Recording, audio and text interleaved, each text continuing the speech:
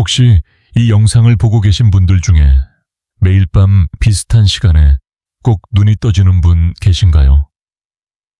새벽 2시나 3시쯤입니다. 잠든 지 얼마 되지 않은 것 같은데 갑자기 화장실 생각이 나서 몸을 일으키게 됩니다.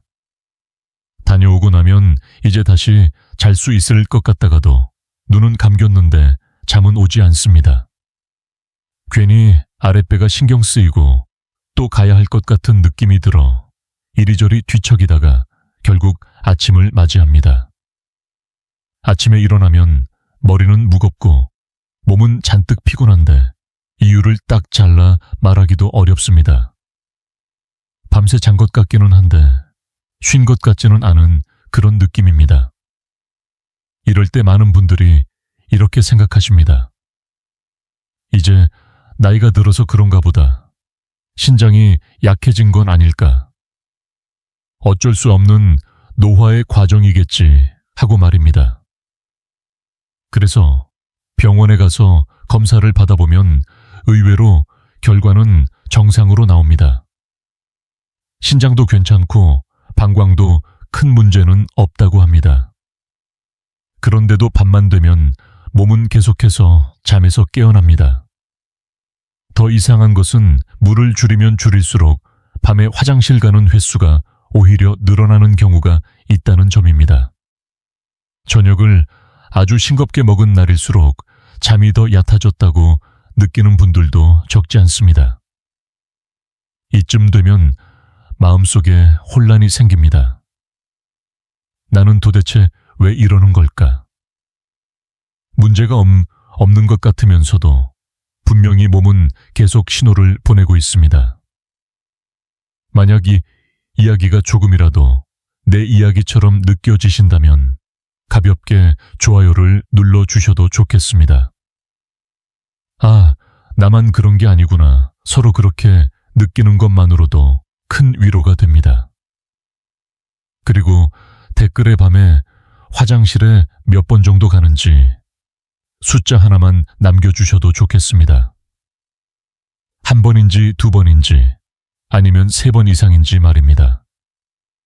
저는 하나하나 다 읽어보겠습니다. 이 영상의 끝부분에서는 약도 아니고 억지로 참는 방법도 아닌 아주 작은 생활 습관 하나를 이야기해드릴 예정입니다.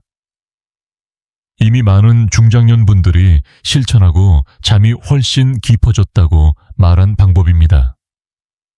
끝까지 함께 해주신다면 왜 그 작은 차이가 밤을 바꾸는지 자연스럽게 이해하게 되실 겁니다.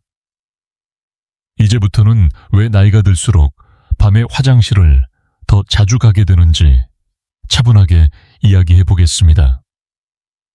이 부분은 많은 분들이 오해하고 있는 생각을 바로잡는데 가장 중요한 내용입니다. 저는 이 설명을 위해 경기 지역에서 오랫동안 진료해온 박민석 내과 전문의를 소개하려 합니다. 박민석 원장은 내과 전반을 다루는 의사로 25년 넘게 중장년과 노년 환자들을 진료해 왔습니다. 그가 가장 자주 듣는 말 중 하나는 바로 나이가 들면 어쩔 수 없이 밤에 자주 깬다는 이야기입니다. 하지만 그는 늘 같은 말로 답합니다. 그것은 나이 때문만은 아니라고 말입니다. 우리는 흔히 몸을 물이 담긴 병처럼 생각합니다. 물을 적게 마시면 소변도 적게 나올 것이라고 믿습니다. 하지만 실제 몸은 그렇게 단순하게 움직이지 않습니다. 몸은 하나의 정교한 조절 시스템입니다. 물과 혈액과 신경과 호르몬이 서로 영향을 주고받으며 균형을 맞춥니다. 그래서 물을 적게 마셨다고 해서 반드시 소변이 줄어드는 것은 아닙니다. 오히려 어떤 경우에는 반대로 작용하기도 합니다. 이 점을 이해해서 하지 못하면 밤에 반복해서 깨는 이유를 계속 잘못 짚게 됩니다. 한국의 중장년과 노년층에게 특히 흔한 오해가 3가지 있습니다. 첫째, 밤에 화장실에 자주 가는 것은 신장이 약해졌기 때문이라는 생각입니다. 둘째 저녁에 물을 마시면 반드시 해롭다는 믿음입니다. 셋째 건강을 위해서는 무조건 싱겁게 먹어야 한다는 생각입니다. 이 세 가지는 모두 일부만 맞고 전체로 보면 틀린 이야기입니다. 신장에 큰 문제가 없어도 밤에 자주 깰 수 있고 저녁에 수분 섭취가 오히려 몸을 안정시키는 경우도 있으며 지나치게 싱거운 식사가 몸의 균형을 깨뜨리는 원인이 되기도 합니다. 밤이 되면 우리 몸은 낮과는 다른 상태로 들어갑니다. 심장 박동은 느려지고 혈액의 흐름도 자연스럽게 완만해집니다. 이때 방광을 조절하는 신경은 낮보다 훨씬 예민해집니다. 낮에는 같은 양의 소변이 전혀 신호를 보내지 않던 것이 밤에는 아주 작은 자극만으로도 뇌에 신호를 보냅니다. 이 신호는 위험해서가 아니라 불안정하다고 느끼기 때문에 나타나는 반응입니다. 몸 안의 물과 염분과 혈액의 균형이 조금만 어긋나도 뇌는 잠을 깨워 확인하려 합니다. 그래서 실제로 소변의 양이 많지 않아도 몸은 일어나야 한다고 느끼게 됩니다. 박민석 원장은 이 현상을 이렇게 설명합니다. 밤에 깨는 이유는 소변이 많아서가 아니라 방광이 너무 빨리 반응하기 때문이라는 것입니다. 다시 말해, 문제의 중심은 소변의 양이 아니라 신호의 타이밍입니다. 방광이 아직 참을 수 있는 상태임에도 불구하고 신경이 먼저 반응해 뇌를 깨우는 것입니다. 이 차이를 이해하는 순간 많은 환자들은 비로소 자신의 몸을 다르게 바라보게 됩니다. 이제 다음 부분에서는 왜 이런 반응이 생기는지, 그리고 어떤 작은 변화가 이 흐름을 바꿀 수 있는지 조금 더 깊이 이야기해 보겠습니다. 이제부터는 실제로 많은 분들이 고개를 끄덕이게 되는 이야기들을 들려드리겠습니다. 공통점은 분명합니다. 병은 없다고 들었지만 밤마다 잠을 잃고 있었다는 점입니다. 첫 번째 이야기는 인천에 사는 62살 이준호 씨의 경우입니다. 그는 퇴직 후에도 새벽 3시가 되면 거의 알람처럼 눈이 떠진다고 말했습니다. 잠자리에 든 지 2-3시간이 지나면 이유 없이 눈이 떠지고 화장실에 다녀오지 않으면 다시 잠들 수가 없었습니다. 병원에서 받은 검사 결과는 모두 정상이었습니다. 신장도 방광도 문제가 없다는 말을 여러 번 들었습니다. 하지만 그의 생활 습관을 들여다보면 다른 모습이 보였습니다. 그는 밤에 물을 거의 마시지 않았고 저녁 식사는 최대한 싱겁게 먹으려고 애썼습니다. 젊을 때 일하던 시절의 긴장감이 아직 몸에 남아있어 하루 종일 마음이 쉽게 풀리지 않는 상태였습니다. 겉으로는 멀쩡해 보였지만 몸은 늘 경계 상태에 있었습니다. 두 번째 이야기는 부산에 사는 71살 최은숙 씨입니다. 그녀는 밤마다 4번 정도 화장실에 간다고 말했습니다. 깊이 잠든 시간은 거의 없었고 낮에는 항상 졸리고 기운이 없었습니다. 특히 오후가 되면 종아리와 발목이 살짝 붓는 느낌이 자주 있었지만 대수롭지 않게 넘겼습니다. 그녀가 가장 두려워한 것은 물이었습니다. 물을 마시면 마실수록 더 자주 화장실에 가야 한다고 믿었기 때문입니다. 그래서 갈증이 있어도 일부러 참는 날이 많았습니다. 병원에서 받은 검사에서는 특별한 이상이 발견되지 않았습니다. 신장 기능도 정상 범위였고 심각한 질환은 없었습니다. 그러나 그녀의 몸은 이미 낮 동안 쌓인 피로와 순환의 부담을 밤에 풀어내지 못하고 있었습니다. 세 번째 이야기는 대구에 사는 58살 강태원 씨입니다. 그는 통증도 없고 따가운 느낌도 없었습니다. 다만 잠이 너무 얕다는 것이 가장 큰 문제였습니다. 막 잠이 들려는 순간 아랫배에 아주 미세한 압박감이 느껴지면 바로 눈이 떠졌습니다. 화장실에 가보면 실제로 나오는 소변의 양은 많지 않았습니다. 그럼에도 불구하고 다시 잠들기까지는 오랜 시간이 걸렸습니다. 그는 낮에는 회의나 외출 중에도 별다른 불편을 느끼지 않았습니다. 밤이 되면 상황이 달라졌습니다. 몸이 조용해지는 시간에 오히려 신경은 더 예민해졌습니다. 이 세 사람의 이야기는 서로 다른 지역과 다른 나이임에도 불구하고 놀라울 정도로 닮아 있습니다. 모두 검사상으로는 문제가 없었고 통증이나 뚜렷한 질병도 없었습니다. 그러나 공통적으로 몸 안에는 작은 불균형이 쌓여 있었습니다. 눈에 보이지 않는 수준의 낮은 염증 상태가 오래 지속되고 있었고 혈액과 체액의 순환은 원활하지 않았습니다. 물과 염분 같은 기본적인 요소들이 충분하지 않아 몸은 스스로를 안정시키지 못했습니다. 이런 상태에서는 방광을 조절하는 신경이 쉽게 반응하게 됩니다. 밤이 되면 그 반응은 더 빨라지고 뇌는 잠을 깨워 상황을 확인하려 합니다. 중요한 점은 이 모든 과정이 조용히 일어난다는 사실입니다. 아프지도 않고 열이 나지도 않으며 당장 위험해 보이지도 않습니다. 그래서 많은 분들이 이 신호를 나이 탓으로 넘기거나 참고 견디게 됩니다. 하지만 몸은 분명히 말하고 있습니다. 지금의 상태로는 충분히 쉬지 못하고 있다고 말입니다. 이 이야기들을 통해 알 수 있는 것은 밤에 잠을 깨는 문제가 단순히 하나의 기관 문제가 아니라는 점입니다. 그것은 오랜 시간 쌓여온 작은 불균형의 결과이며 생활 습관과 깊이 연결되어 있습니다. 다음 부분에서는 바로 이 공통된 원인을 조금 더 쉽게 풀어서 설명해 드리겠습니다.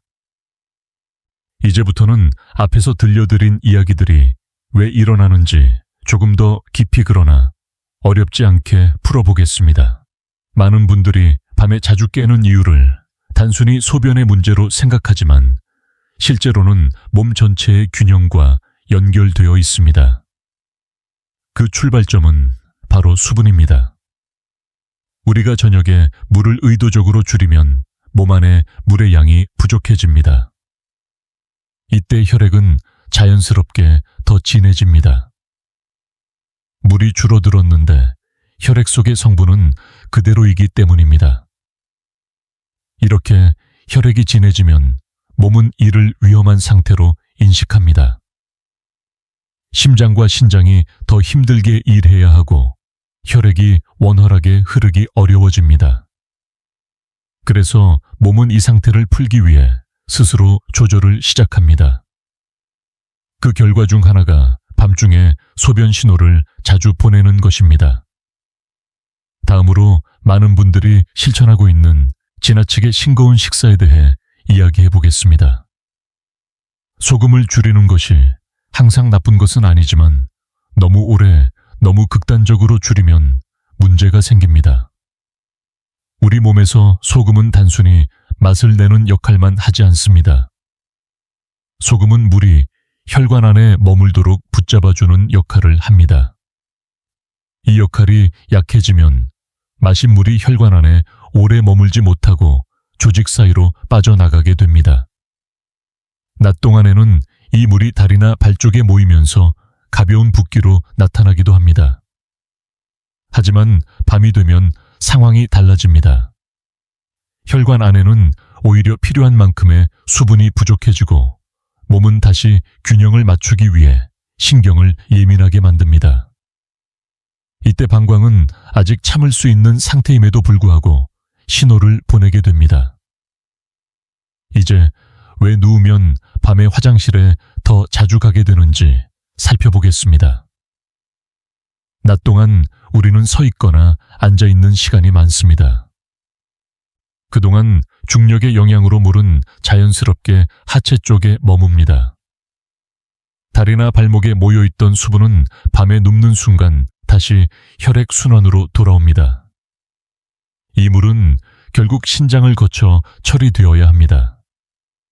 하지만 이미 혈액이 진해져 있거나 순환이 원활하지 않은 상태라면 이 과정이 부담으로 작용합니다. 그 결과 몸은 자는 동안에도 계속해서 소변 신호를 보내게 됩니다. 이것은 병이 있어서라기보다는 처리해야 할 균형 문제가 남아있기 때문입니다. 이 모든 과정에서 중요한 역할을 하는 것이 바로 미세혈관입니다. 미세혈관은 눈에 보이지 않을 만큼 작은 혈관들이지만 방광과 신경 주변에 충분한 산소와 영양을 공급하는 데 매우 중요합니다. 이 혈관들이 수분 부족이나 염분 불균형 또는 낮은 수준의 염증으로 인해 제 기능을 하지 못하면 주변 신경은 쉽게 자극을 받습니다. 특히 밤에는 심박수가 느려지고 혈류가 줄어들기 때문에 이 작은 변화가 더 크게 느껴집니다. 또 하나 중요한 요소는 자율신경입니다. 자율신경은 우리가 의식하지 않아도 심장 박동이나 소화 배뇨를 조절하는 시스템입니다. 이 신경은 몸 안의 환경이 안정될 때는 조용히 작동하지만 불안정해지면 매우 예민해집니다. 수분과 염분의 균형이 깨진 상태에서는 자율신경이 과도하게 활성화되고 방광을 조절하는 신경도 쉽게 반응합니다. 그 결과 아주 작은 자극에도 뇌는 잠에서 깨어나야 한다는 신호를 받게 됩니다. 여기서 빠질 수 없는 개념이 바로 압력의 균형입니다. 물과 소금이 적절히 유지될 때 혈관 안의 압력은 안정됩니다. 하지만 이 균형이 무너지면 몸은 끊임없이 조절을 시도합니다. 밤중에 깨는 현상은 이 조절 과정이 아직 끝나지 않았다는 신호일 뿐입니다. 이 모든 내용을 한 문장으로 비유해 보겠습니다. 우리 몸은 오래된 난방 시스템과 비슷합니다. 물과 연료가 충분하면 조용히 따뜻함을 유지합니다. 하지만 물이 부족하고 연료가 모자라면 시스템은 계속해서 경고를 보냅니다. 밤중에 울리는 작은 경보음이 바로 잠에서 깨는 현상입니다. 기계가 고장난 것이 아니라 조건이 맞지 않기 때문에 경고가 울리는 것입니다. 중요한 점은 이것이 당장 큰 병을 의미하지는 않는다는 사실입니다. 대부분의 경우 생명을 위협하는 질환과는 거리가 멉니다. 그러나 오랫동안 이어진 불균형이 몸에 부담을 주고 있다는 분명한 신호이기도 합니다. 이 신호를 무시하거나 억지로 참기만 하면 상황은 더 오래 지속될 수 있습니다. 반대로 이 신호를 이해하고 몸이 다시 안정될 수 있는 조건을 만들어주면 변화는 충분히 가능합니다. 다음 부분에서는 바로 이 균형을 어떻게 회복할 수 있는지 현실적인 방법을 차분히 이야기해 보겠습니다. 이제부터는 많은 분들이 가장 궁금해하시는 부분을 이야기해 보겠습니다. 앞에서 말씀드린 불균형을 바로잡기 위해 꼭 약이 필요한 것은 아닙니다. 오히려 몸이 스스로 안정될 수 있도록 돕는 아주 작은 습관 하나가 큰 차이를 만들 수 있습니다. 여기서 중요한 점은 이것이 특별한 치료나 기적 같은 방법이 아니라는 사실입니다. 몸이 원래 기능을 회복하도록 환경을 조금 조정해주는 과정일 뿐입니다. 이 습관의 기본은 아주 단순합니다. 먼저 부드럽게 따뜻한 물입니다. 차갑지도 뜨겁지도 않은 온도의 물은 몸을 긴장시키지 않고 자연스럽게 이완시키는 역할을 합니다. 따뜻한 물이 몸 안으로 들어가면 작은 혈관들이 서서히 풀리면서 혈액의 흐름이 부드러워집니다. 이것만으로도 많은 분들이 손발이 따뜻해졌다고 느끼곤 합니다. 여기에 아주 소량의 미네랄이 더해집니다. 여기서 말하는 양은 맛이 거의 느껴지지 않을 정도입니다. 이 미네랄은 혈관 안에 물이 머무를 수 있도록 돕는 역할을 합니다. 물을 많이 마시는 것이 중요한 것이 아니라 마신 물이 어디에 머무느냐가 더 중요합니다. 이 작은 균형이 잡히면 몸은 더 이상 급하게 조절할 필요가 없어집니다. 마지막 요소는 부드러운 산 성분입니다. 강한 자극이 아닌 자연에서 얻을 수 있는 아주 순한 산 성분은 미세 혈관 주변의 부담을 줄이는 데 도움을 줍니다. 이 성분은 위를 자극하지 않으면서도 몸 안의 긴장을 서서히 풀어주는 역할을 합니다. 세 가지 요소는 각각 따로 작용하는 것이 아니라 함께 어우러져 밤 동안 몸의 환경을 안정시키는 데 기여합니다. 이 습관에서 가장 중요한 것은 양이 아니라 시점입니다. 많은 분들이 잠들기 직전에 마셔야 효과가 좋을 것이라고 생각하지만 실제로는 그렇지 않습니다. 몸은 새로운 수분과 성분을 받아들이고 조절하는 데 시간이 필요합니다. 너무 늦은 시간에 마시면 오히려 방광이 바로 자극을 받을 수 있습니다. 가장 좋은 시점은 잠자리에 들기 약 1시간 전입니다. 이 정도 시간이면 순환이 안정되고 신경도 서서히 가라앉습니다. 또 하나 중요한 점은 마시는 속도입니다. 한 번에 들이키듯 마시는 것은 도움이 되지 않습니다. 물이 갑자기 많이 들어오면 신장은 짧은 시간에 과도하게 반응하게 됩니다. 반대로 천천히 조금씩 마시면 몸은 이를 자연스럽게 흡수하고 필요한 곳에 나누어 보냅니다. 이 차이는 생각보다 큽니다. 적은 양이라도 천천히 마신 물이 더 오래 안정적인 효과를 냅니다. 물론 이 방법이 모든 사람에게 적합한 것은 아닙니다. 이미 중등도 이상의 신장 질환이 있거나 의사로부터 수분 섭취 제한을 받은 분들은 반드시 전문가와 상의해야 합니다. 또한 특정 질환으로 미네랄 섭취에 주의가 필요한 경우에도 그대로 따라해서는 안 됩니다. 이 방법은 건강한 성인이 생활 습관으로 인해 생긴 가벼운 불균형을 조절하는 데 적합합니다. 이 습관을 실천한 사람들의 변화는 대체로 비슷한 흐름을 보입니다. 처음 며칠 동안은 큰 차이를 느끼지 못하는 경우도 있습니다. 하지만 일주일 정도 지나면 잠드는 과정이 한결 부드러워졌다고 말합니다. 2주 정도가 지나면 밤에 깨는 횟수보다 먼저 아침의 느낌이 달라집니다. 머리가 맑고 몸이 가벼워졌다는 말을 자주 합니다. 서울 근교에 사는 65살 김상훈 씨는 이 습관을 시작한 지 3주쯤 되었을 때 가장 먼저 느낀 변화가 불안감의 감소였다고 말했습니다. 예전에는 잠자리에 들 때마다 오늘 밤도 또 깨겠지라는 생각이 먼저 들었지만 어느 순간부터 그런 생각이 줄어들었다고 합니다. 밤에 깨는 횟수도 점차 줄었고 무엇보다 아침에 일어날 때의 부담이 사라졌습니다. 또 다른 사례로 전주에 사는 70살 박영자 씨는 잠을 방해하던 걱정이 줄어들면서 하루 전체의 컨디션이 좋아졌다고 말했습니다. 잠을 조금 더 깊이 잤을 뿐인데 낮 동안의 기분과 몸 상태가 달라졌다는 것입니다. 이 변화는 약 때문이 아니라 몸이 안정된 환경을 되찾았기 때문에 나타난 결과였습니다. 이처럼 중요한 것은 무엇을 많이 하느냐가 아니라 무엇을 적절하게 하느냐입니다. 몸은 늘 스스로 균형을 맞추려 합니다.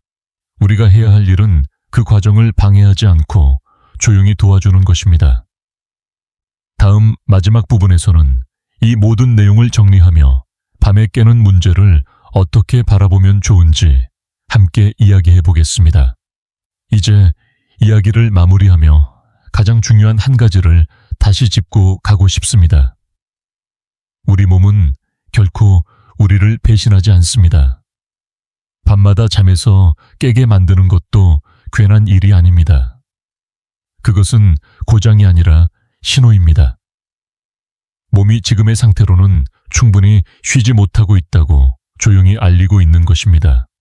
이 신호를 나이 탓으로만 돌리거나 참고 견디기만 하면 몸은 같은 메시지를 반복해서 보낼 수밖에 없습니다. 밤에 화장실에 자주 가는 일이 곧 평생 안고 가야 할 운명은 아닙니다. 그것이 노화의 필연적인 결과라고 단정할 필요도 없습니다. 그리고 모든 경우에 약이 먼저 필요한 것도 아닙니다. 많은 경우 이 문제는 큰 병이 아니라 오랫동안 이어진 작은 불균형에서 시작됩니다. 수분과 순환과 신경의 균형이 조금씩 어긋난 상태가 계속되면서 밤에 가장 먼저 드러난 것일 뿐입니다. 중요한 것은 몸을 다루는 방식입니다. 무조건 참거나 극단적으로 줄이는 방법은 오히려 몸을 더 긴장하게 만듭니다. 반대로 몸의 원리를 이해하고 필요한 조건을 차분히 채워주면 몸은 스스로 안정되기 시작합니다. 이것은 빠른 해결책이 아니라 올바른 방향입니다. 하루 이틀 만에 모든 것이 바뀌지 않을 수도 있습니다. 하지만 부드럽고 꾸준한 변화는 어느 순간 분명한 차이를 만들어냅니다. 몸을 돌보는 일은 거창할 필요가 없습니다. 정확한 이해를 바탕으로 한 작은 습관이 오히려 가장 큰 힘을 가집니다. 오늘 이야기한 내용의 핵심은 많이 하라는 것이 아니라 제대로 하라는 것입니다. 몸을 밀어붙이지 않고 다그치지 않으며 기다려주는 태도입니다. 그렇게 할 때 몸은 긴장을 풀고 다시 균형을 찾습니다. 많은 분들이 변화가 시작된 뒤 이런 말을 합니다. 왜 이걸 더 일찍 알지 못했을까 하고 말입니다. 하지만 늦은 시점은 없습니다. 몸은 언제든지 회복할 준비가 되어 있습니다. 우리가 해야 할 일은 그 길을 막지 않는 것입니다. 깊은 잠은 특별한 사람만 누리는 사치가 아닙니다. 그것은 누구에게나 주어져야 할 기본적인 권리입니다. 오늘의 이야기가 밤을 조금 더 편안하게 만드는데 도움이 되기를 바랍니다. 몸은 늘 우리 편이라는 사실을 기억하시길 바랍니다.